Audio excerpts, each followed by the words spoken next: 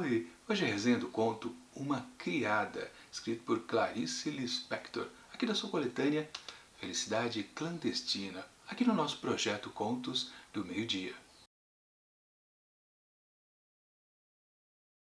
Seu nome era Eremita, tinha 19 anos, rosto confiante, algumas espinhas. Onde estava a sua beleza?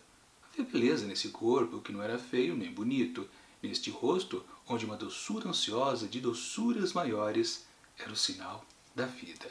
Assim começa Uma Criada, escrito por Clarice Lispector, que conta a história, obviamente, dessa jovem, está tudo escrito aqui nesse comecinho, né? Uma moçoila de 17 anos, criada, chamada Eremita. E o que a gente acompanha aqui da história dela é exatamente, devo confessar, pouca coisa. É aquele tipo de texto bastante misterioso. Fica até difícil eu fazer uma introdução aqui para deixar você instigado aí atrás desse conto da Clarice Lispector, porque literalmente a gente não tem exatamente uma espécie de enredo. E por isso que eu vou logo parando de dizer qualquer outra coisa, para não estragar a experiência de quem ainda pretende ler este conto e partir logo para a avaliação. Minha avaliação do texto. Pois é, realmente fica muito difícil falar alguma coisa a respeito dessa pequena história aqui da escritora, porque realmente em todo o começo aqui do texto nós só temos apenas uma apresentação do que é esta personagem. Sabe quando em muitos começos de contos o escritor tenta contextualizar, por exemplo, a situação onde vive o personagem, ou principalmente contextualizar o que é o personagem, né? Dar boas definições a respeito dele. É o que acontece aqui na maior parte desse texto. Esse conto tem 3 páginas. Nas 2 primeiras páginas nós temos justamente a contextualização do que é Eremita, vários exemplos do que ela é e umas coisitas mais. E aliás, quando começa a 3ª página, a gente vira a página, a folha, e dá de cara com Assim Era Eremita. Literalmente, né, a gente constata que a própria escritora determina que tudo que veio antes então daquele parágrafo era uma definição de quem era aquela protagonista aqui dessa história. Típica coisa, claro, da Clarice Lispector, né? Uma personagem feminina com suas inseguranças, mas também com as suas certezas. Isso é uma característica básica das personagens da Clarice Lispector. Temos isso aqui também com Eremita. Mas claro, né, tudo nas obras da Clarice Lispector não é tão simples assim. Realmente, mesmo que esse começo seja apenas umas definições da personagem, a gente percebe que, sim, no segundo momento, ali na 2ª página, para ser mais exato, a gente consegue entrar um pouquinho na cabeça aqui desse personagem. E a gente até descobre que a Eremita é um pouco mais reclusa do que parece ser. Ou ela aparenta ser reclusa, mas na verdade não é. Nós temos sim definição que ela é uma empregada dentro de uma casa. A gente não tem outros detalhes a respeito da sua patroa ou daquela casa, daquele lar, né, que ela cuida ali. Não tem nada detalhado pra gente, a não ser um detalhezinho ou outro mais para o final do texto. Mas isso não importa. O que vale é que quando nessa 2ª parte a Clarice Lispector tenta mostrar um pouco do que é a personagem por dentro, a gente descobre que é uma metáfora. Eu não vou dizer exatamente o que é, porque realmente é uma parte boa aqui do texto. Vou passar batido por isso. Mas digo assim, há um aprofundamento da psique dessa personagem, de uma maneira bem discreta, bem simples. Uma metáfora, obviamente, não muito complicada, que funciona. A gente percebe, tá, é interessante, mas no fundo, ainda estamos no campo da definição da personagem. Mas quando é que a história começa? Pois é, depois que a gente vira a página, passa por aquele trecho lá que eu disse, né?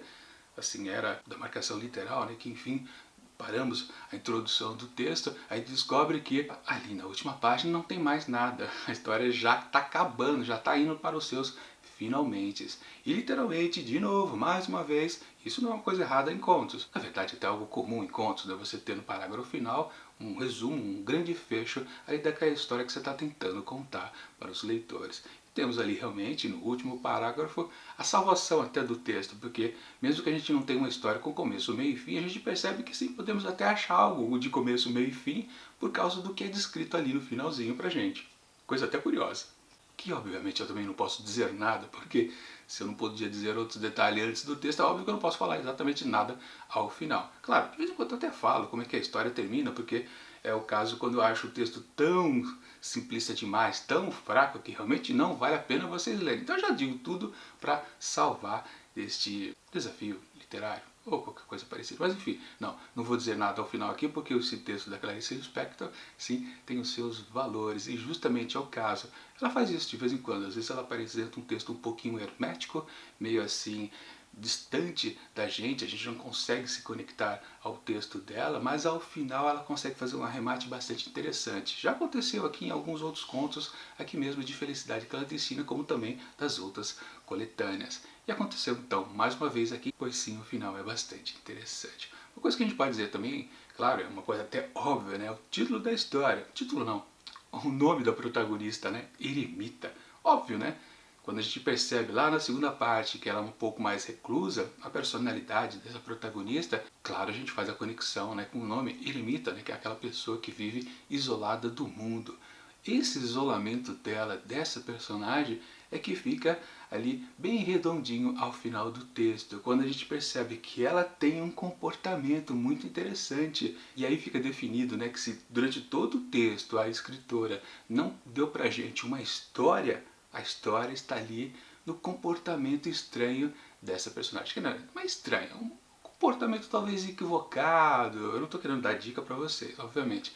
Mas sim, ela tem a tendência a fazer alguma coisinha interessante, e é isso que dá uma grande personalidade para a personagem, que casa um pouco aquela coisa misteriosa que ela tem do seu eu interior. Tudo vai se encaixando, e aí o texto fica assim bastante bom. Claro, de novo, não é uma maravilha, mas um texto interessante. É um pouquinho esquecível? Pode ser que sim, com certeza. Então, portanto, para Uma Criada, escrito por Clarice Lispector, eu atribuo 3,5 asteriscos. Sim, é um bom texto, precisa ser lido.